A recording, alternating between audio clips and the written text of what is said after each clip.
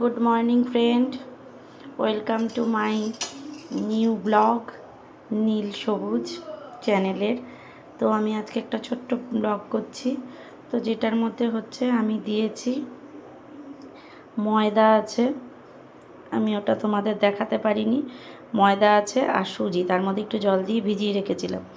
আর এই যে কেটে নিয়েছি কুচি কুচি করে পেঁয়াজ, কেটে দিয়েছি টমেটো, লঙ্কা আর রসুন কুচি।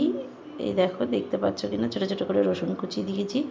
আর আদা ঘষে দিয়েছি, একটা আলু মিডিয়াম সাইজের ঘষে দিয়েছি, আর দুটো পেঁয়াজ কুচিয়ে দিয়েছি। আর এইখানে দেখো রয়েছে দুধ। তো সন্ধেবেলায় ছেলেকে দুধ দিই, তো সেই দুধটা ভাবলাম আজকে একটা নতুন কিছু করে খাওয়াই। আজ কিছু যদিও আমি অনেক দিন ধরেই করি না, তো এর জন্য এই যে একটু দিয়ে দিলাম দুধ। এই জন্য ভাবলাম যে এটা একটু করে নিই। আর এবার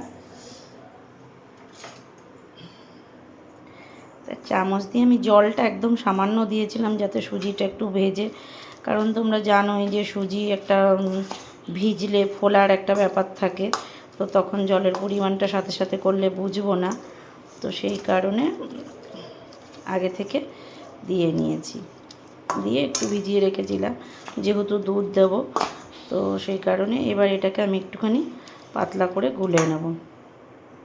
আর হচ্ছে ডিমটা ফাটিয়ে দেবো।